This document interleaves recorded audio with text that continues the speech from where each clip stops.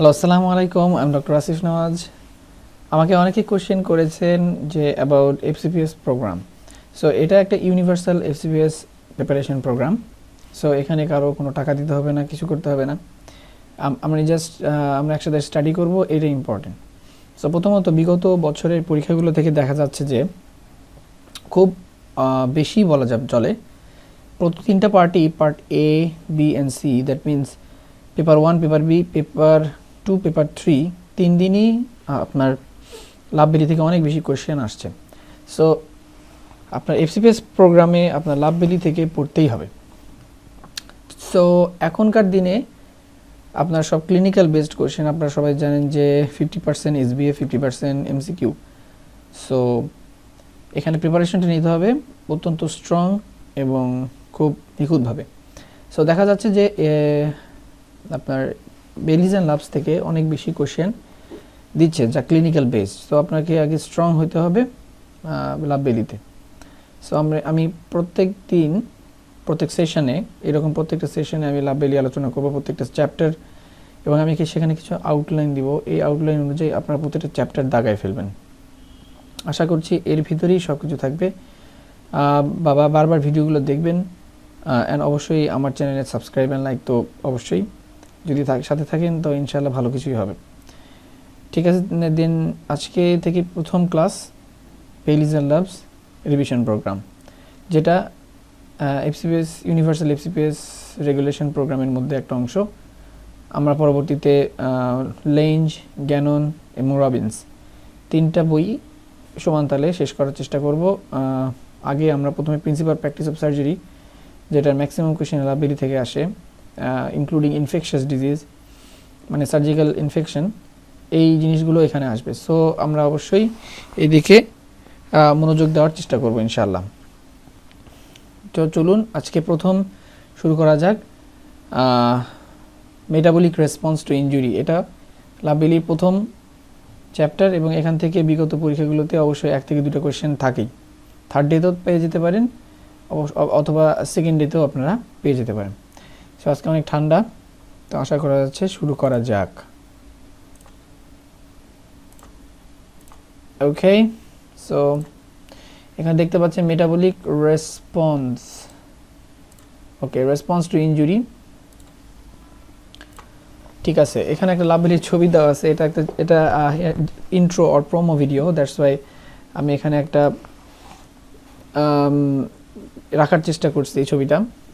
ওকে, so আমি doctor Asif Nawaz. আপনারা আগেই বলেছি আমি assistant surgery, army medical college Bogura. So শুরু করা যাক। সো প্রথমে এখানে একটা কথা লেখা আছে যে metabolic response, that is the graded nature of injury, that is the response. So that means একটা সেল বা টিস্যু ইনজুর্ড হলে সেখানে কিছু চেঞ্জ হয়, কিছু মেটাবলিক চেঞ্জ হয়, সেগুলোই এই চ্যাপ্টারে আলোচনা করা আছে। দেখেন যে applications of physiological and metabolic changes that but also immunological changes, মানে এখানে শুধু ফিজিওলজিক্যাল বা মেটাবলিক চেঞ্জই হয় না, দেয়ার আর সাম ইমিউনোলজিক চেঞ্জেস। সো কি ফলোয়িং, এখানে একটা মেজর ট্রামা হলো, মানে একটা রোড ট্রাফিক অ্যাক্সিডেন্ট হলো, অথবা আমরা একটা মেজর সার্জারি করলাম, লাইক অ্যাম্পুটেশন, লাইক আমরা কোনো ডিব্রাইভমেন্ট করলাম, আমরা এক্সটেন্সিভ কোনো টিস্যু বাদ দিয়ে দিলাম, যেমন cancer surgery, like oncologic surgery যেগুলো আছে। সো একটা huge handling of the tissue, huge bleeding, handling, and there is a huge chance of infections. So এরকম কোনো ইনজুর্ড সেলে একসাথে বলা হয় মেজর ট্রামা। ঠিক আছে, তো মেজর ট্রামাতে দেখেন কি কি চেঞ্জ হয়। সিস্টেমিক ইনফ্লামেটরি রেসপন্স সিনড্রোম, আমরা সবাই জানি যে কোথাও ইনজুরি হলে সেখানে ইনফ্লামেশন হয়। সো যখন একটা মেজর ট্রামা হয়, সো সেখানে শুধু লোকাল ইনফ্লামেশন হয় না, সাথে সিস্টেমিক ইনফ্লামেশন হয়। That means multiple organs R involved in this inflammatory process, that is called the systemic inflammatory response syndrome, SIRS. Hypermetabolism, that means যা মেটাবলিজম নরমালি হওয়ার কথা তার চেয়ে বেশি হবে, দ্যাট ইজ হাইপারমেটাবলিজম। তারপরে যে মার্কড ক্যাটাবলিজম। ওকে, সো মার্কড ক্যাটাবলিজম এটা অনেক বেশি হয়। ক্যাটাবলিজম মানে কি? Wasting or protein degradation or metabolism of the fat, protein and lipid, এই জিনিসগুলো চেঞ্জ হয়ে যাবে। তারপরে আছে কি শক, শক তো ইনভেরিয়েবলি হবে। যদি মেজর ট্রমা হয়, আপনি যদি সেটা কম্পেনসেট করতে না পারেন within a short time or the time schedule, it will be worse or even death. So shock. Then MODS, that is multiple organ dysfunction, sorry, multiple organ dysfunction. That means আমাদের মৃত্যুর যে process, মারা তো আমরা সবাই যাব, so মৃত্যুর যে process, that means multiple organ dysfunction হয়েই আমরা মারা যাই। প্রত্যেকটা জীব, প্রত্যেকটা bodies are united with each other. So যখন এই অর্গানগুলোতে ফেইলিওর ডেভেলপ করবে, তখন এটাকে আলটিমেটলি বলা হয় MODS or multiple organ dysfunction leading to death. Death is inevitable. Then আমরা এখানে কিছু বলেছিলাম যে physiological or metabolic, these are the metabolic changes, and the immunological changes are the macrophages, neutrophils, and the changes in the dendritic cells, then compensatory anti-inflammatory response syndrome. That means যখন আপনার systemic inflammation হবে, তখন এটাকে compensate করার জন্য anti inflammatory রেসপন্সও হবে, যেটাকে CARS বলা হচ্ছে। দ্যাট মিন্স ইনজুরি হলে সেখানে ম্যাক্রোফেজ আসবে, নিউট্রোফিলস আসবে, ডেনড্রাইটিক সেলস এরা অ্যান্টিজেন প্রেজেন্ট করবে। সো এই জিনিসগুলো আমরা ইনফ্লামেশনে দেখেছি প্যাথোলজিতে, আবার পরবর্তীতে দেখা হবে। So mediators of the metabolic response to injury, তার মানে মেটাবলিক রেসপন্সে কী কী মিডিয়েটরস ব্যবহার হয়, যেমন কর্টিকোট্রপিন রিলিজিং হরমোন, এটা আমরা সবাই জানি।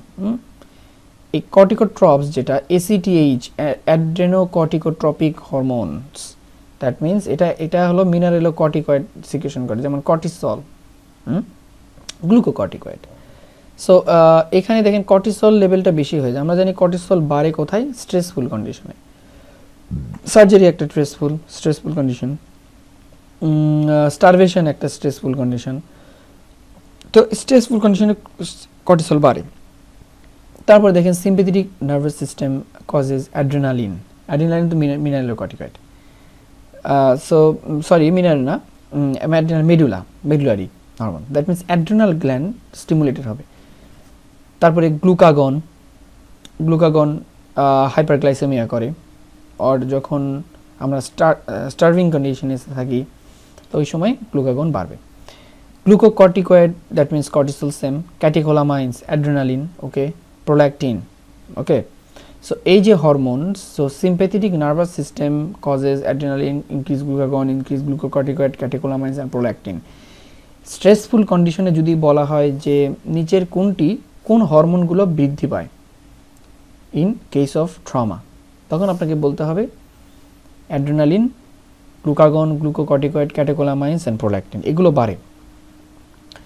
আর তাহলে সাপ্রেস করে, কমে যায় কি বা সাপ্রেসড হয় কি ইনসুলিন লাইক গ্রোথ ফ্যাক্টর 1। এখন ইনসুলিন লাইক গ্রোথ ফ্যাক্টর 1 এটা আসলে ইনসুলিন সেন্সিটিভিটির সাথে রিলেটেড। যদি এই জিনিসটা সাপ্রেস হয়ে যায়, insulin like growth factor, that means insulin will be resistance. So insulin resistance develop করবে। সাধারণত আমরা জানি অপারেশনের 2 উইকস, একটা মেজর ট্রমা বা অপারেশন হলে 2 উইকস ইনসুলিনটা রেজিস্ট্যান্স থাকে। So insulin like resistance or insulin like growth factor 1 এটা কমে যাবে, সাথে থাইরয়েড হরমোন কমে যাবে। সো লাইপোলাইটিক অ্যাকশন বাড়বে, দ্যাটস ওয়াই তখন ফ্যাট ভাঙা শুরু হবে। আলটিমেটলি ক্যাটাবলিজম বলতে যা বোঝায় সব কিছু ভাঙা, protein degradation, lipolysis, glucose level increase due to glycogenolysis, এই জিনিসগুলো। আচ্ছা, তো পরের স্লাইডে আসি। এখানে দেখেন এই ছবিটা কিন্তু লাভ বেলির, এখানে লাভ বেলি থেকেই সব কিছু নেওয়া হয়েছে। এখানে দেখেন স্টারভিং কন্ডিশন, একটা প্রোলং স্টারভিং কন্ডিশন, আর এটা একটা নর্মাল রেঞ্জ, আমরা একটা নর্মাল রেঞ্জে রাখছি। যখন মাইনর ট্রমা হবে, এই দেখেন মেটাবলিক রেটটা মাইনর ট্রমাতে কম, কিন্তু যখন একটা মেজর ট্রমা হবে মেটাবলিক রেটটাও কিন্তু বেশি। দেখেন 100 এটা হলো একটা নর্মাল রেঞ্জ আমরা বলছি, কিন্তু যখন মেজর ট্রমা হবে তখন এই level of stress or level of changes, catabolism, এটা বেশি হবে। এটাকে মেজর ট্রমা, কিন্তু আলটিমেটলি কিন্তু সবাই কিন্তু ওই লাইনেই ফিরে আসতেছে। দ্যাট মিনস ওই সময়কে আমাদেরকে সাপোর্ট দিতে হবে, সাপোর্টিভ ট্রিটমেন্ট ব্যবহার করতে হবে। আচ্ছা, সো এই সময় দেখেন পেশেন্ট খাইতে চায় না, পেশেন্টের রুচি থাকে না, প্রলং বেড রেস্ট থাকে, সো এই সময় স্টারভিং কন্ডিশনও বিরাজ করে। আচ্ছা আচ্ছা, পরে দেখি যদি নাইট্রোজেন এক্সক্রিশন, দ্যাট মিনস এখানে বলছে রেট অফ ক্যাটাবলিজম। নাইট্রোজেন আসলে সোর্স কি? অ্যামোনিয়া, তাই না? সো অ্যামোনিয়াটা আসে মেইনলি মাসলস অর প্রোটিন থেকে। প্রোটিন যখন চেঞ্জ হয় তখন সেখান থেকে ইউরিয়া, অ্যামোনিয়া তৈরি হয়। সো আলটিমেটলি এটা নাইট্রোজেনাস ওয়েস্ট প্রোডাক্ট, যেটা কিডনিতে বের হয়ে যায় বা লিভার মেটাবলিক, মেইনলি এটা কিডনিতেই বের হয়। সো মেজর ট্রমাতে নাইট্রোজেন এক্সক্রিশন বেশি হয়, that means more damage, more muscle wasting, more nitrogen release, that means major ট্রমাতে নাইট্রোজেন এক্সক্রিশন বাড়বে। সো আলটিমেটলি সেটা সবাই নর্মাল, যদি মাইনর হয় তাহলে মাইনর, অল্প পরিমাণ, বেশি হলে বেশি। আচ্ছা, তারপরে দেখেন pro inflammatory cytokines, that means যখন ট্রমা হবে তখন কিছু সাইটোকাইন রিলিজ হবে। এবার আসি আমরা সাইটোকাইন রিলেটেড একটা কোশ্চেন আসতে পারে। দেখেন যে pro inflammatory cytokines present in response to injury, তার মানে pro inflammatory cytokines is a inflammatory mediator. তো এরা এক ধরনের ইনজুরি করে, তাহলে ইমিউনিটি রিলেটেড কিছু চেঞ্জ হবে, যেমন ইনেট ইমিউন রেসপন্স হবে। Innate immune response, acquired immune response, both are activated or showing the macrophage. That means macrophage এমন একটা সেলস যে ইনেট ইমিউনিটিতেও রেসপন্স করে, অ্যাডাপটিভ ইমিউনিটি বা অ্যাকোয়ার্ড ইমিউনিটিতেও রেসপন্স করে। এই কোশ্চেনটা এবার এফসিপিএস পরীক্ষা আসছিল 2020 সালে, 2020 না, 21 জানুয়ারিতে আসছিল। সো এটা আপনাদের মাথায় রাখেন। সো ইনেট ইমিউন রেসপন্সে ম্যাক্রোফেজ হয়, আমি একটা তীর দিয়ে দেখাইছি যে অ্যাডাপটিভ ইমিউন রেসপন্সেও ম্যাক্রোফেজ বাড়ে, as well as T and B lymphocyte. So T and B lymphocyte is stimulated by the adaptive immune response and macrophages are the innate immune response. এছাড়াও আছে interleukin 1, interleukin 6, tumour necrosis alpha, interleukin 8। এই চারটা জিনিস মনে হয় সব ইনফ্লামেশনই বাড়ে। আচ্ছা, সেটা এখানেও বাড়ে। সো এইটা দেখেন প্রথম 24 ঘন্টায় আমাদের এই সাইটোকাইন্সগুলো রিলিজ হবে। দ্যাট মিনস আমাদের ভাবতে হবে অপারেশনের 24 ঘন্টায় এগুলো বের হয়েছে। সো ইনফ্লামেটরি প্রসেস লাইক ফুলে যাওয়া, ওন্ডের আশেপাশে লাল হওয়া বা হলো সোয়েলিং হওয়া, বুঝতে হবে এগুলোর পেছনে মূল দায়ী প্রো ইনফ্লামেটরি সাইটোকাইন্স। আদার নাইট্রিক অক্সাইড যেমন হলো লাল হওয়ার পেছনে যে কারণ সেটা হলো ভ্যাসোডাইলেশন। আমরা সবাই জানি যে কোনো জায়গায় যদি লাল হয়, কোনো জায়গায় যদি সোয়েলিং হয়ে যায়, তাহলে আমরা বুঝতে হবে ওইখানে ব্লাড সাপ্লাই বেশি ডিউ টু ভ্যাসোডাইলেশন। এখন ভ্যাসোডাইলেটর কারা? What chemical mediators are act as a vasodilator? এখানে দেখেন nitric oxide act as a vasodilator, okay. তারপরে COX-2 সাইক্লোঅক্সিজেনাস 2, এটা সাধারণত এই যে সাইক্লোঅক্সিজেনাস, এটা কিন্তু পেইন পাথওয়ে করে, একটা পেইন পাথওয়েতে হেল্প করে। এখন আমরা অনেক সময় NSAID আমরা পড়ার সময় পড়ছি ফার্মাকোলজিতে, সেখানে COX-2 ইনহিবিটর আমরা ইউজ করতাম, ইটোরিকক্সিব, ভ্যালডেকক্সিব, ওকে, ইটোরিকক্সিব, এইগুলো হলো COX-2 ইনহিবিটর। সো ওরা সাইটোকাইন্স যেমন আপনার অ্যারাকিডোনিক অ্যাসিড, সেখান থেকে থ্রম্বোক্সান বের হলো অ্যাজ এ ভ্যাসোকনস্ট্রিক্টর। তারপরে C4D4E4, ওকে, লিউকোট্রিনস। সো এই জিনিসগুলো কেমিক্যাল মিডিয়েটর। সো এই মিডিয়েটরগুলোকে ব্লক করবে সাম NSAIDs যেমন ইটোরিকক্সিব। সো এখানে এইটা যদি বেড়ে যায় কোনো কারণে, নর্মালের চেয়ে যদি বেড়ে যায় অ্যারাকিডোনিক অ্যাসিড মেটাবোলাইটস, তাহলে কি হবে? এক্সেসিভ ভ্যাসোকনস্ট্রিকশন হবে। যারা এই এক্সেসিভ ভ্যাসোকনস্ট্রিকশন মানে over activity of the thromboxane, so সেখানে প্লাটিলেটের ফাংশন অনেক বেড়ে যাবে, হাইপার কোয়াগুলেবিলিটি ডেভেলপ করতে পারে। দেখেন আপনার কথাগুলো বোঝার চেষ্টা করেন, আমি নির্দিষ্ট কিছু জায়গায় আছি, এই জায়গাগুলোতে পরীক্ষা আসার সম্ভাবনা বেশি। আবার রিনাল ইম্পেয়ারমেন্ট বা হাইপোপারফিউশন, যখন ভ্যাসোকনস্ট্রিকশন হবে আলটিমেটলি কিডনিতে ব্লাড কম যাবে, okay. So it leads to renal impairment due to hypoperfusion, that means blood পাবে না। আমরা সবাই জানি যে 25% of cardiac output is gone to the kidney, okay। So কিডনিতে অবশ্যই 25% ব্লাড যেতে হবে, যদি ভ্যাসোকনস্ট্রিকশন থাকে সেই পরিমাণ ব্লাড যেতে পারবে না, আলটিমেটলি রেনাল ফেলিওর ডেভেলপ হওয়ার চান্স আছে। সো এখানে আমি দেখছি একটা ফিগার 1.2, দেখি ফিগারটা কি ছিল। So that is the figure. এটা হল ওভারঅল একটা চেঞ্জেস। এখান থেকে একটা কোয়েশ্চেন আসতে পারে আমি এখন এতক্ষণ যা বললাম তাই এখানে আছে, যে দেখেন যে পিটিউটারি থেকে এসিটিএইচ বেড়ে যাবে, গ্রোথ হরমোন বেড়ে যাবে, অ্যাডিপোলাইসিস, লাইপোলাইসিস। সো দেখেন এখানে একটা ক্যাটাবলিজম হচ্ছে, লাইপোলাইসিস ফ্যাট ভাঙছে। আবার অ্যাড্রেনাল গ্ল্যান্ড থেকে দেখেন অ্যাড্রেনালিন আসতেছে, বা ক্যাটেকোলামাইন যেটা, কর্টিসল বাড়তেছে। সো সেখানে হেপাটিক গ্লুকোনিওজেনেসিস বাড়তেছে। পরে আবার এখানে আছে গ্লুকাগন বাড়তেছে। ওকে, সো গ্লুকাগন প্যানক্রিয়াসে আলফা সেল থেকে আসে, এটাও বলে। সো এরা সবাই হাইপারগ্লাইসেমিয়া করে, দেখেন সবাই কিন্তু এই সময় হাইপারগ্লাইসেমিয়া করতেছে। স্কেলেটাল মাসেল ডিগ্রেডেশন হচ্ছে, মানে মাসেল ওয়েস্টিং হচ্ছে। আবার দেখেন এখানে যে মিডিয়েটর যে কটা বললাম, এর আবার পাইরেক্সিয়া করে, দ্যাট মিনস জ্বর আসে। পেশেন্টের যে টেম্পারেচার বাড়ে তার পিছনে একটা কারণ হলো ইন্টারলিউকিন 1, ইন্টারলিউকিন টিউনিক্লোসিস আলফা, ইন্টারলিউকিন 6, 8 এগুলো। আচ্ছা, আর অ্যাডাপটিভ ইমিউন কিছু রেসপন্স করে, যেমন ইনসুলিন লাইক গ্রোথ ফ্যাক্টর কমে যায়, টেস্টোস্টেরন কমে যায়, T3 থাইরয়েড হরমোন কমে যায়, টেস্টোস্টেরন কমে যায়, ইনসুলিন কমে যায়, ইনসুলিন লাইক গ্রোথ ফ্যাক্টর এটাও কমে যায়। So ultimately insulin resistance develop করে।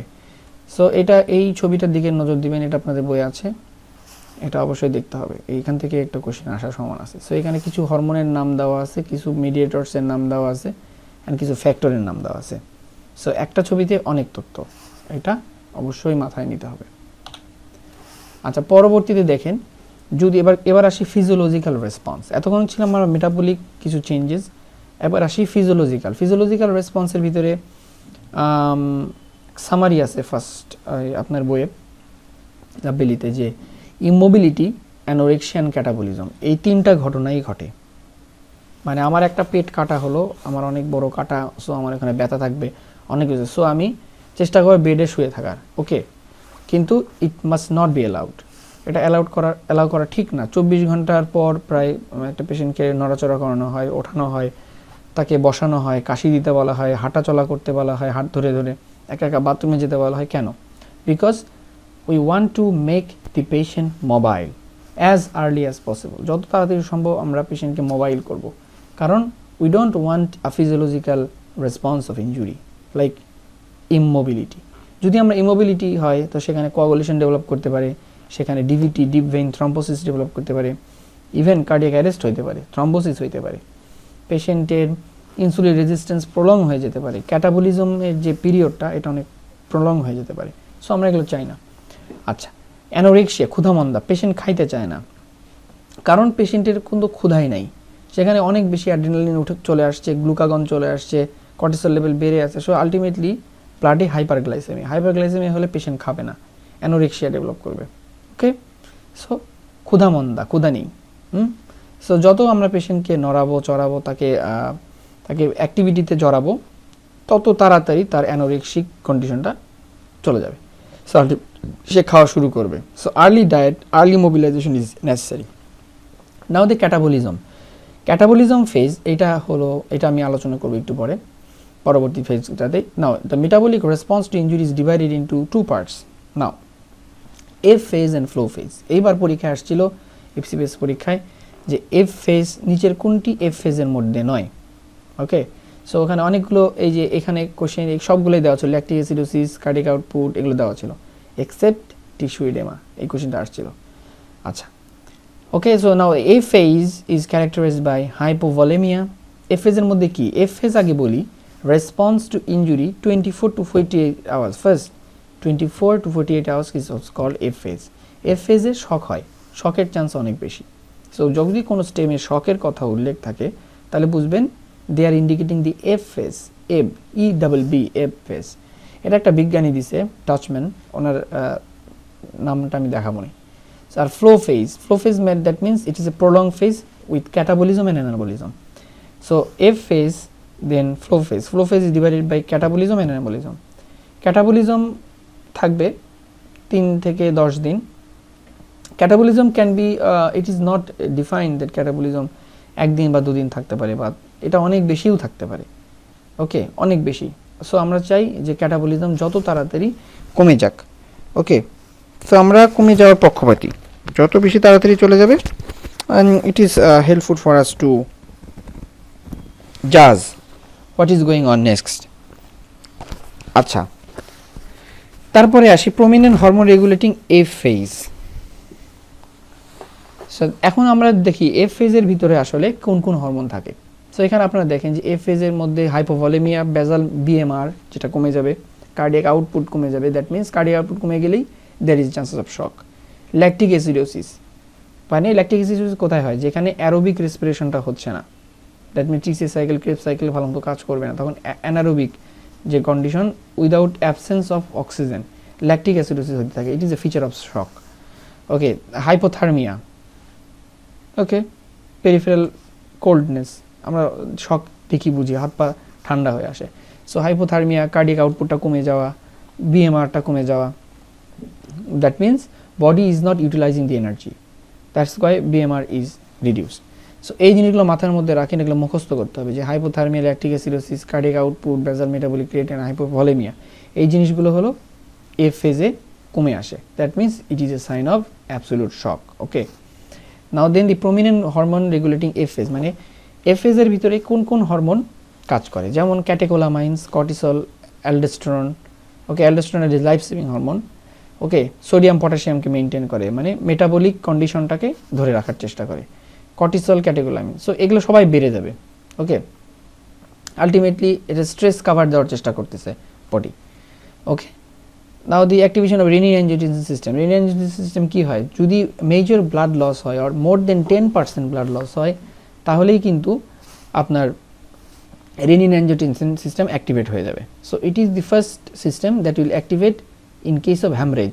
আমাদের বডিতে যখন হ্যামরেজ হয়, like major trauma, major surgery, RTA, then প্রথম ব্লাড প্রেশারকে রেগুলেট করে কিন্তু mainly renin angiotensin system.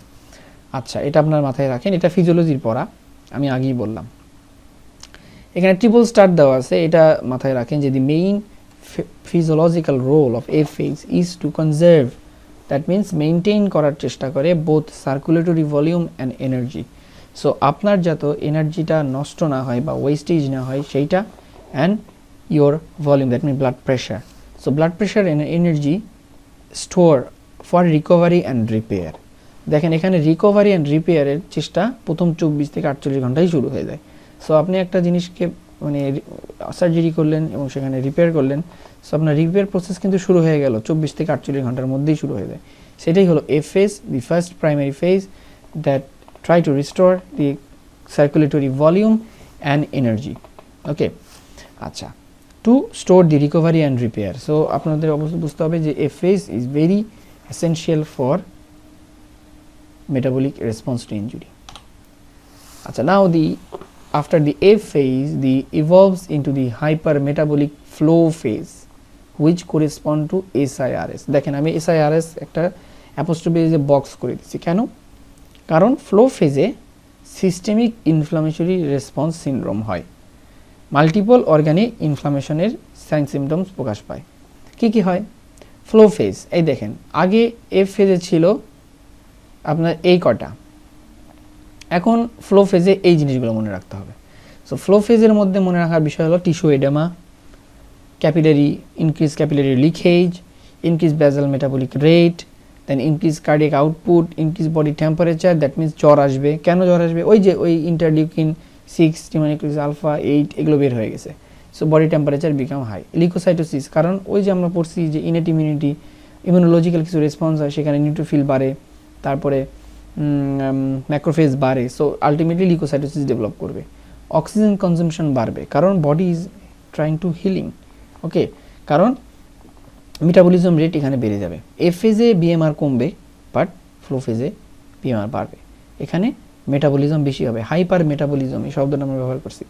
Hyper metabolism মানে বেশি বেশি সেলের মেটাবলিক প্রসেসটা চলতে থাকবে। So cell will utilise a lot of oxygen. Okay, now the gluconeogenesis. Why? Because এখানে আপনি স্টার্ভিং অবস্থায় আছেন, একটা অপারেশন করার সময় পেশেন্ট না খেয়ে থাকে। সো আলটিমেটলি তার নন কার্বোহাইড্রেট প্রিকারসর্স যেমন amino acids like other lactic acid, এগুলো থেকে অক্সিজেন মানে আপনার গ্লুকোজটা কনভার্ট হবে। যখন সেটাও পারবে না, তখন গ্লুকাগন চলে আসবে, কর্টিসল লেভেলটা বেড়ে থাকবে, মানে যেটাকে বলা হয় permissive action of the cortisol. এটার মাধ্যমে গ্লুকোনিওজেনেসিস বাড়বে।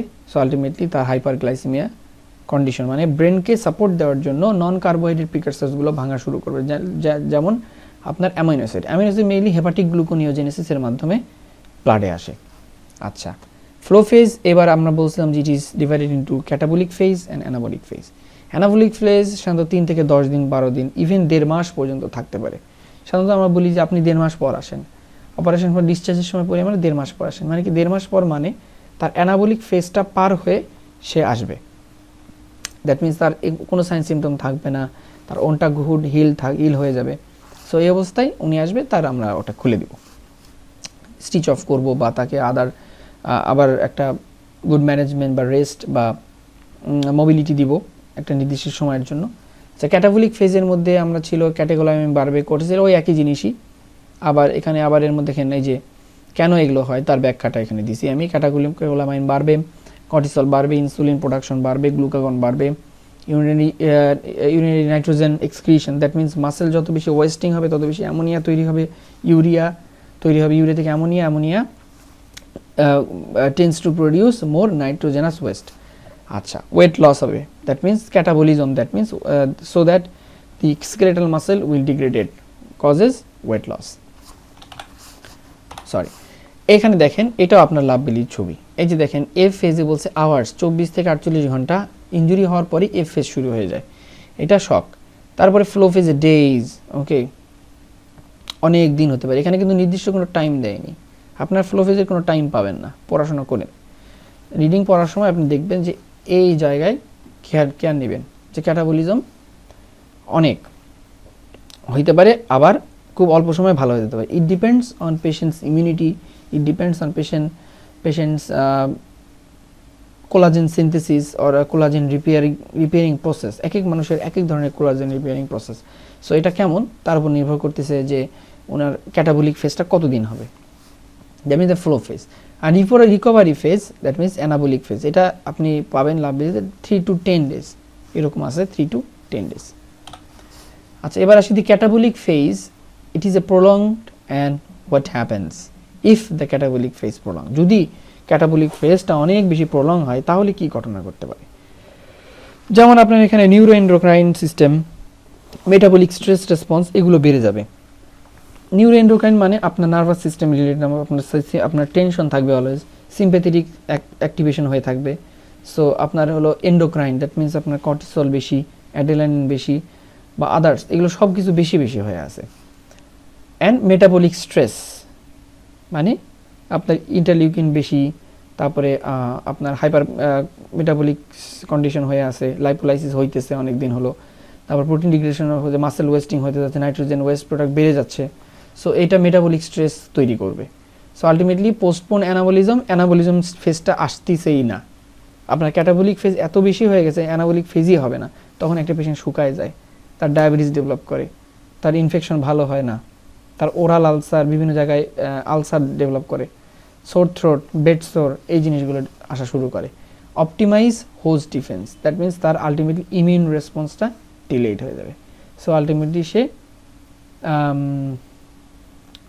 যে কোনো ইমিউনোলজিক কন্ডিশনে ভুগতে পারে, যে কোনো ধরনের ইনফেকশন হয়ে যেতে পারে। দ্যাট মিনস তার ইমিউনিটিটা less than the normal. Patient will susceptible to become a inflamed person, infective person. So there will be opportunistic infections.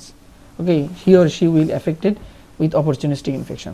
Okay, now what are the key catabolic elements of the flow phase? That means the flow phase এ কোন কোন catabolic element গুলো আমাদের affected হয়। দেখেন এখানে এটা কিন্তু সুন্দর একটা অপশন দেওয়া আছে, এগুলোই কোয়েশ্চেন।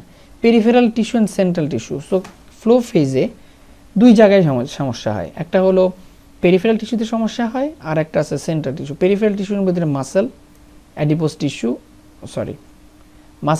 টিস্যু অ্যান্ড স্কিন, এই তিন জায়গায় আপনাদেরকে খেয়াল করতে হবে যে ক্যাটাবলিক ফেজ চলতেছে কি চলতেছে না, এটা আপনারা বুঝতে পারবেন। কী কী দেখবেন আপনি? মাসেল দেখবেন, পেশেন্ট শুকায় যাচ্ছে কিনা এটা দেখবেন। অ্যাডিপোস টিস্যু মানে তার ফ্যাট কনজার্ভ কেমন, সে কি চিকন হয়ে যাচ্ছে না মোটা হচ্ছে না, তার বডিতে ফ্যাট যেখানে আমাদের স্টোর থাকে এই স্টোরগুলো আমাদের দেখতে হবে যে সেগুলো স্টোর কি কমে যাচ্ছে কিনা বা রিস্টোর্ড হচ্ছে কিনা, এই জিনিসগুলো দেখবো। স্কিনটা শাইনি হওয়া লাগবে, স্কিনটা ফ্লুইড মানে ডিহাইড্রেটেড হইতে হবে। আমরা একটা স্কিন দেখি যে উইক, মানে ড্রাই, লাস্টারলেস যদি থাকে তাহলে বুঝতে হবে যে তার ক্যাটাবলিজম চলছেই।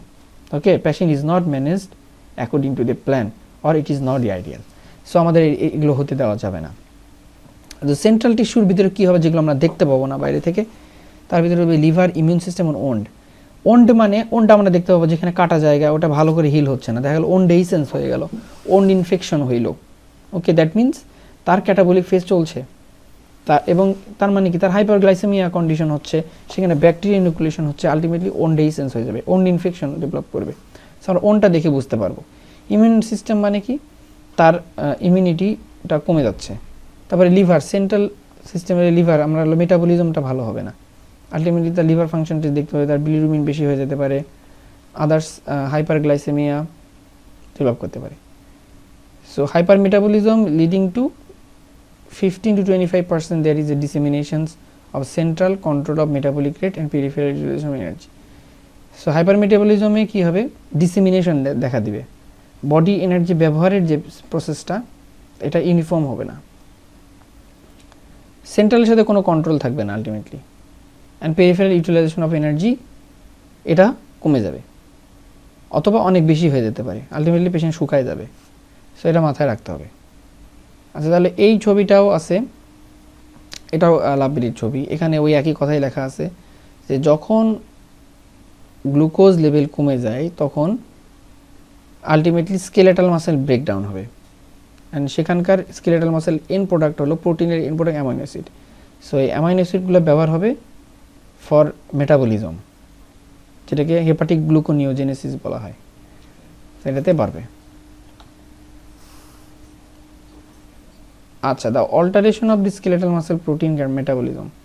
আচ্ছা, স্কেলেটাল মাসেলে কি ঘটনা ঘটে, muscle protein is synthesised and broken down.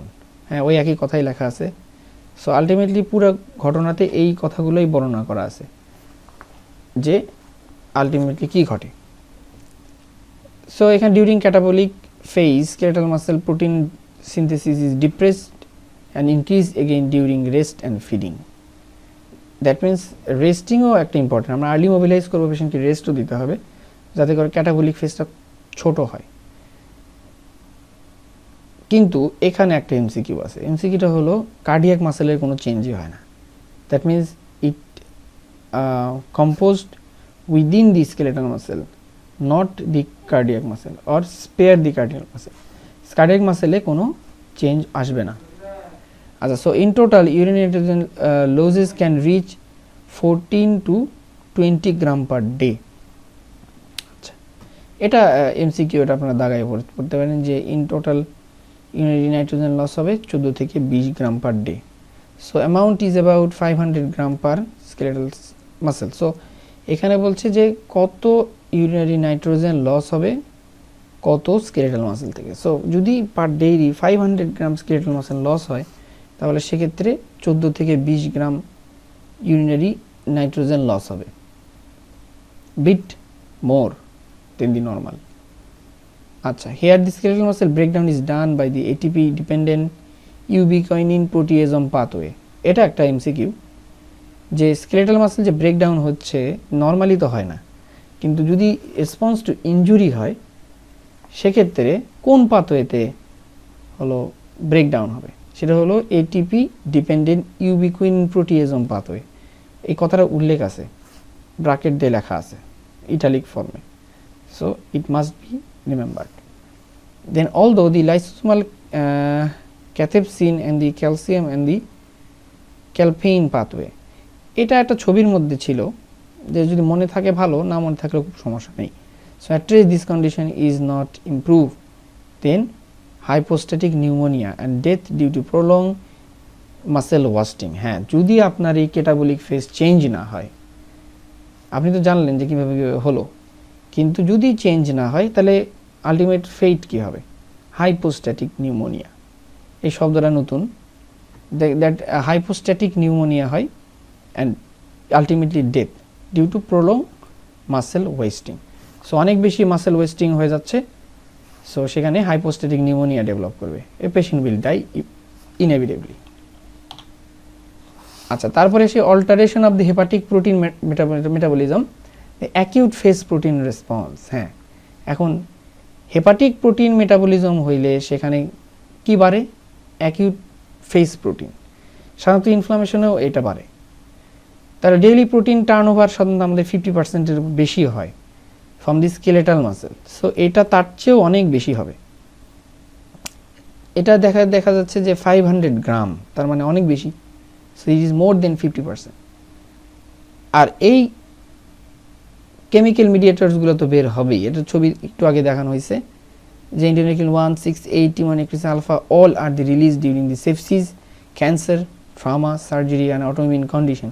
So দেখেন এটা শুধু সার্জারিতেই না, এমনি সেপসিস, ক্যান্সার, ট্রামা এগুলোতেও বাড়ে।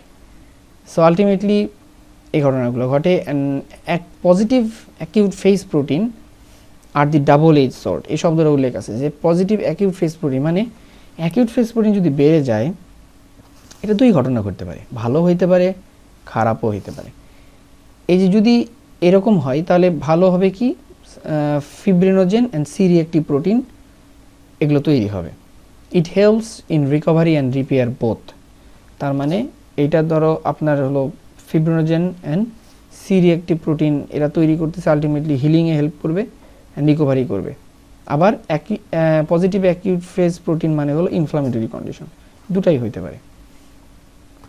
আচ্ছা, এখন হেপাটিক অ্যাকিউট ফেজ রেসপন্সে কোন প্রোটিনটা লেস হয়?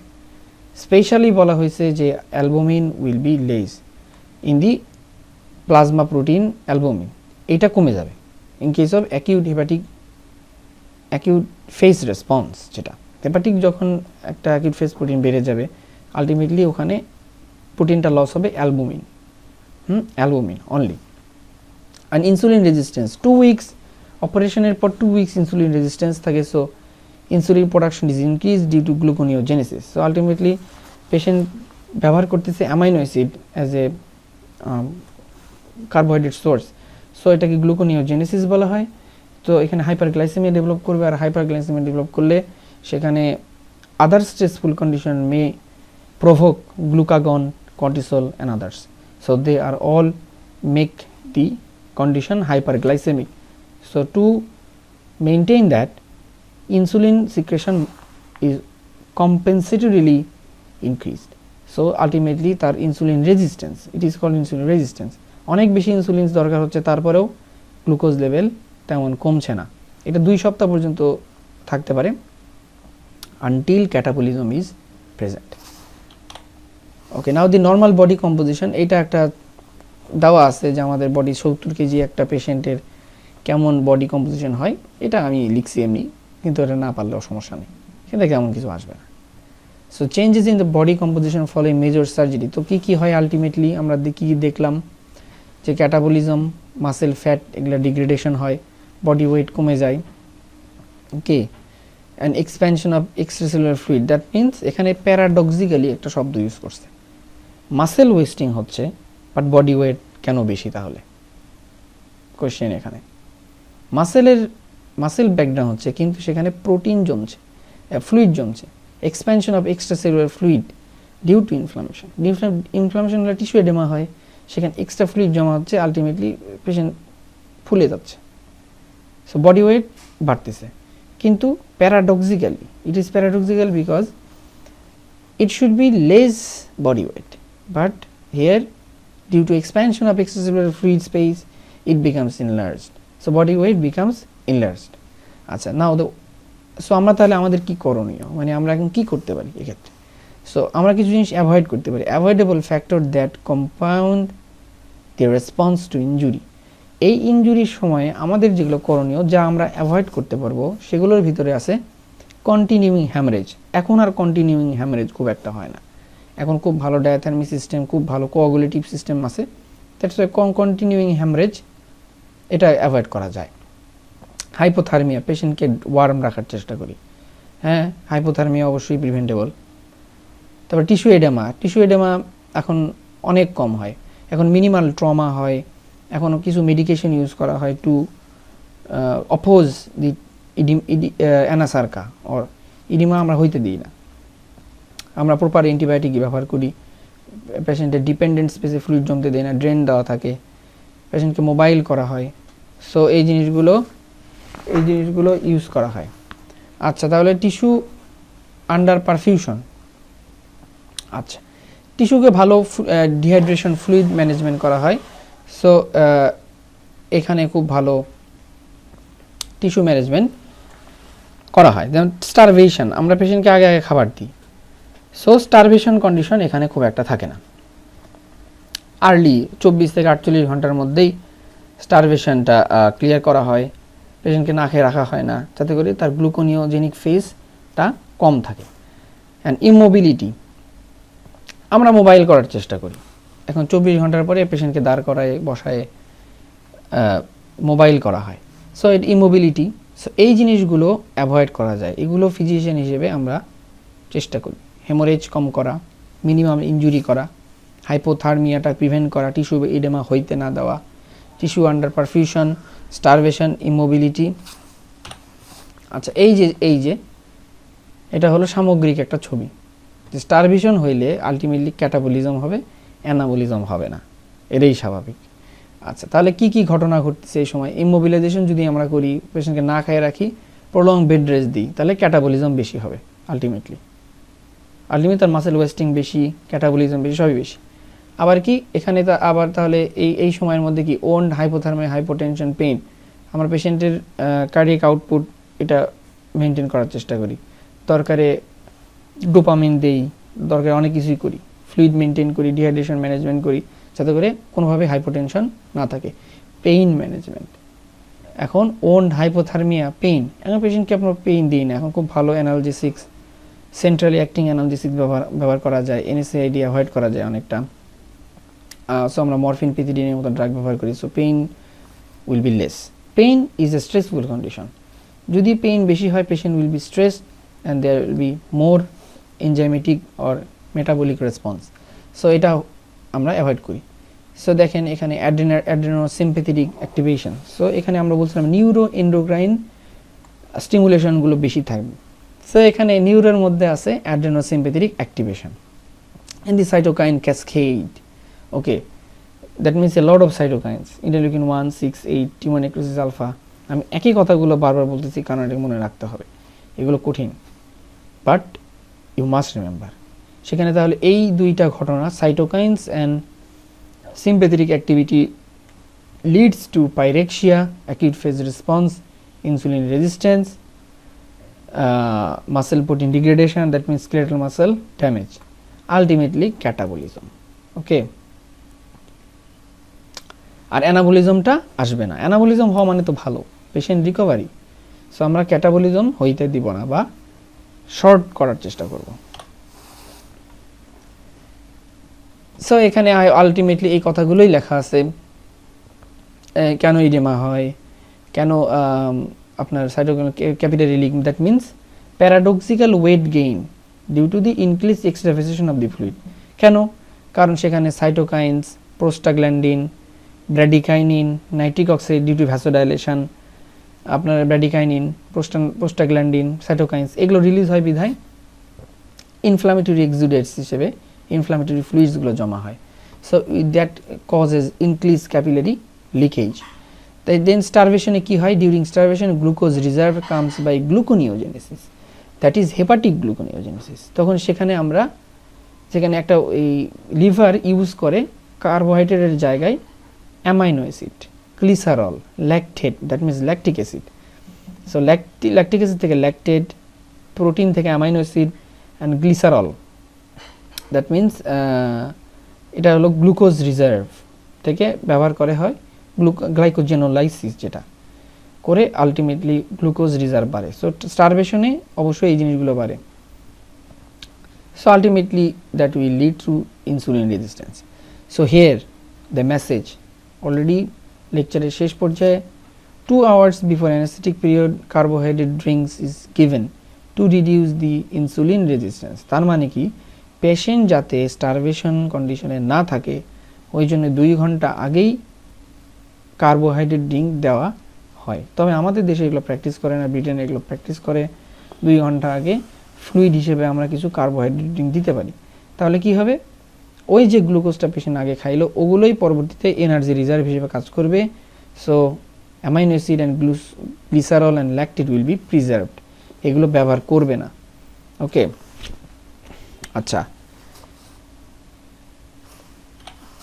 ওকে, now the immobility, long term immobility leads to muscle wasting. সাধারণত একটা ডিজিউজ অ্যাট্রফি একটা শব্দ আছে যে আমরা একটা মাসেল যদি ব্যবহার না করি, কন্ট্রাকশন না করি, ultimately it will waste or atrophied, মাসেলটা ছোট হয়ে আসবে, নষ্ট হবে না, ছোট হয়ে যাবে, কিন্তু কোনো ফাংশন যদি না করা হয় সেক্ষেত্রে long term immobility leads to muscle waste, মাসেলটা ড্যামেজ হয়ে যায়। So early mobilization or escape avoidance is early immobility escape or avoidance of unnecessary bed rest. Unnecessary bed rest দিব না, শোয়া রাখছি এমনি, এটা করা যাবে না। So early mobilization is necessary. So at last we know laparoscopic procedure is good due to minimal hospital stay and minimal stress, tissue injury to small, catabolism, good prognosis. Okay, so আমরা এখানে এখন এখানে মেসেজটা হলো আমরা minimal injury করব, so that catabolic phase will be low, hospital stay will be less, patient will go to anabolic phase early, there is a less catabolic phase. That's why it is very good prognosis. So we need to choose epidural analgesia by own catheter to reduce pain, block the cortical stress response in open surgery. যদি কোনো কারণে open surgery করা লাগে due to malignancy others, সেক্ষেত্রে আমরা epidural anesthesia use করতে পারি by the own catheter, so that prolonged pain or pain related stress will be low, so permissive action of the cortisol will be less, so cortisol levelটাও বেশি হয়ে থাকবে না।